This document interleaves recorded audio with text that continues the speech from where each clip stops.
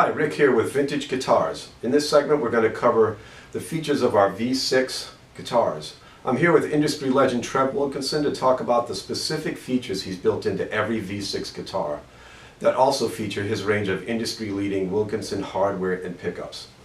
Welcome, Trev. Thank you. We get a lot of questions about some of the things that when I'm talking to our customers about the unique features of this guitar, what make this guitar different from other manufacturers, and it really does stem from a lot of the inventions and things that you've come up with hardware-wise. Yeah. And I don't think there's no better way to start this than to talk about your staggered block, which is fantastic. Thank you. Thank you. Yeah, we do get a lot of questions about this, and it's because it looks that little bit unusual. Yeah, guys, why are all the holes not in a row? Yeah, exactly. You did it wrong. Yeah. When you got 6 holes across the front of the block, your problem comes usually with the G string or the low E, and these are the two most troublesome strings to keep a guitar in tune. If you think about it, the G saddle is the highest on the plate and it's the furthest back. So if you've got the strings all along here on the front of the block, that G string is coming straight out through the top plate, hanging onto the saddle. When you bend that bar down, that string equalizes with tension, jumps into the block, lifts position on the G saddle. When it comes back, it's gone sharp. It doesn't want to come all the way back. It doesn't want to come all the way back. Yeah. So quite simply, if we just drop these holes back, then what happens is you get, if you see it that way, you get the same angle of attack over the saddle no matter where you've got it intonated, no matter what your string gauge is. Very important feature, very misunderstood. Nice to have the opportunity to explain it. Yeah, and it works. We also went here with the press-in type rather than threaded.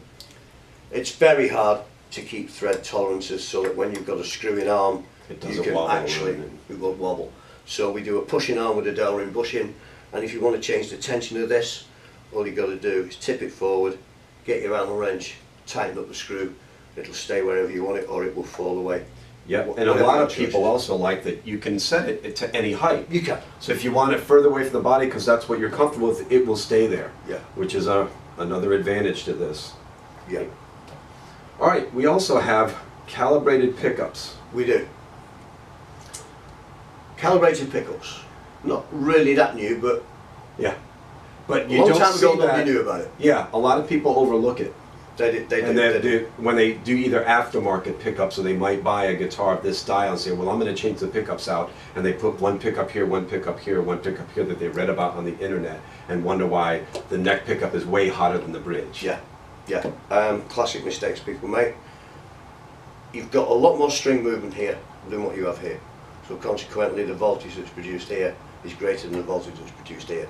So you need some extra resistance here to actually get the volume balanced out. So you're looking at what could be 6.2, 6.3K, 6.5, 6.7, 6.9. When back down the guitar, that actually balances out the actual volumes as you come down the guitar. Yeah. It turns a 3-pickup guitar into a good sounding 3-pickup guitar. Right. Yep, that makes sense. And you moved the tone controls from the traditional spots as well. We did, yeah. Personal thing, but a lot of guitar players have experienced the same thing. This pickup never had a tone control at one point in time, so it was absolutely treble. A lot of people had to fatten that up. So what we did was we took the tone control here, we put that on those 2 pickups, and that tone control, which used to do this pickup, now does this pickup. So if you want to back it off a little bit, you can just fatten up that bridge pickup sound. Yep. And you've also reversed wound a middle pickup. Why would you do such a thing? Positions 4, positions 2, uncancel. Uncancel. Simple as that. Yep. Yeah. Now, another feature, again, with this style of guitar where you do have a vibrato bar, tuning stability is of the ultimate importance. So you came up with Easy Lock tuners. They feature staggered poles, so these 2 posts are a little taller than the other 4. Correct. And the idea behind the Easy Lock, quite simply, was to give people the facility to lock strings to the posts without an astronomical cost. And it was done simply by doing 2 holes in the post. One that way, one that way. You put the string through, you pull it tight, you bend it around 90 degrees, you put it through the other hole, you pull it tight, half a turn around the post, you're up to pitch. You've got They'll give you a string lock, wraps to them. and when you wear it, the string won't unravel Correct. and come back in the wrong pitch. Correct. So, yep, fantastic. Well, these are just some of the features that we built into every V6 guitar. For more information, go to our website at vintageguitarsus.com.